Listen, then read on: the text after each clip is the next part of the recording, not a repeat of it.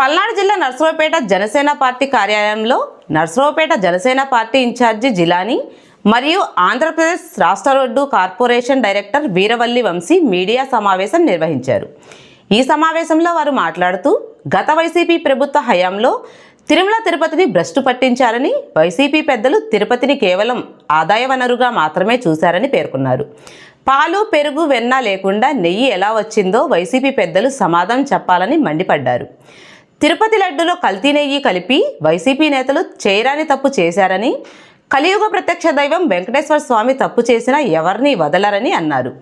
తిరుమల లడ్డు ప్రసాదంలో కల్తీ జరిగిందని హిందువులు భావిస్తున్నారని, తిరుమల లడ్డులో కల్తీ చేసి క్షమించరాని నేరం చేశారని ఆరోపించారు. అందరికీ నమస్కారం. ఈరోజు మనం మీడియా ముందుకు రావడానికి గల ముఖ్య ఉద్దేశం, గత వైసీపీ ప్రభుత్వంలో తిరుమలలో లడ్డూలు, మన ఏదైతే తిరుమల అంటే కలియుగ దైవం, ప్రత్యక్ష దైవం శ్రీ వెంకటేశ్వర స్వామి, ఎవరైనా సరే మనకి తిరుమల తిరుపతి వెళ్ళి లడ్డు తీసుకొని వస్తే ఆ లడ్డు మన ఇంటికి ప్రసాదంగా ఇస్తే వెంకటేశ్వర స్వామి మన ఇంటికి వచ్చినంత పవిత్రంగా భావిస్తాం మనం.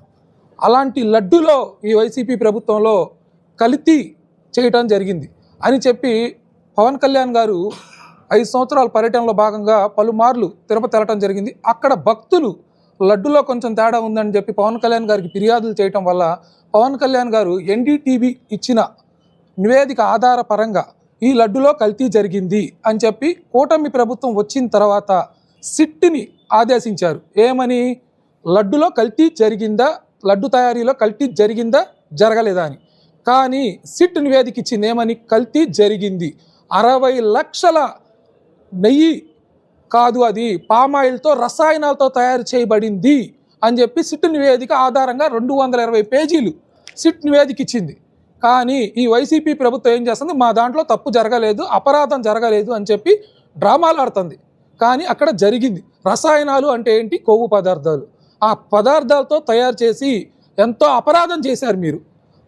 ఇది భారతదేశంలోనే కాదు, ప్రపంచంలో ఎక్కడైనా సరే వెంకటేశ్వర స్వామి అంటేనే మనం చాలా కలియుగ దైవంగా భావిస్తాం, కులమతాలకు అతీతంగా ఉంటుంది. అలాంటి దానిలో మీరు అపరాధం చేశారు.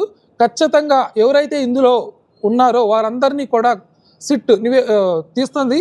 ప్రతి ఒక్కరిని అరెస్ట్ చేస్తారు. అరెస్ట్ చేసి దీనిలో ప్రతి ఒక్కరు ఎవరెవరైతే ఉన్నారో వాళ్ళని కఠినంగా శిక్షించడం జరుగుతుంది అని చెప్పి ఈ సందర్భంగా తెలియజేస్తున్నాం.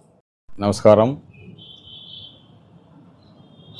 గత కొన్ని రోజులుగా మనం తిరుపతి ప్రసాదం లడ్డు విషయంలో యావత్ భారతదేశం అంతా ఉలిక్కిపడేలా మనం కల్తీ ప్రసాదం వార్త విని ఉన్నాం. దాన్ని జనసేన పార్టీ పూర్తిగా లోతుగా పోయి ఆరాధిస్తే అసలు నెయ్యిలో నెయ్యే లేదు, అంతా కల్తీ. ఆవు లేదు, పాలు లేవు, గేదెలు లేవు, ఏమీ లేకుండా ఒక బినామీ సంస్థకి ఇచ్చి నెయ్యి సరఫరా చేసి అంత 60 లక్షల లీటర్లు కల్తీతో మరి లడ్డు ప్రసాదం అపవిత్రం చేశారు. ఈ విషయం యావత్ భారతదేశం ప్రజలందరూ మరి వారి భక్తుల మనోభావాలు దెబ్బతినే విధంగా వైసీపీ ప్రభుత్వం హయాంలో జరిగింది. దీన్ని జనసేన పార్టీ పూర్తిగా ఖండిస్తుంది. అయితే లడ్డు కల్తీ కలిసిందని మా అధ్యక్షుల వారు ఆయన జరిపిన అన్వేషణలో పూర్తిగా తేలడం జరిగింది. కాబట్టి ఈ యొక్క ఇన్ని వాస్తవాలు వైసీపీ ఇంకా బుకాయింపు మాటలతో ప్రజలను మభ్యపెట్టాలని చూస్తుంది.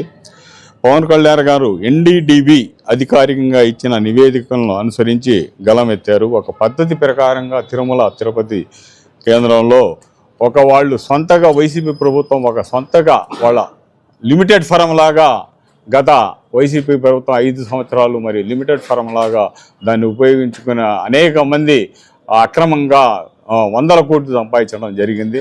కాబట్టి ఇవన్నీ వెలుగులోకి తీసి సిట్టు దర్యాప్తు అన్నీ జరిపి నిజమైన నిర్ధారణ తేల్చారు.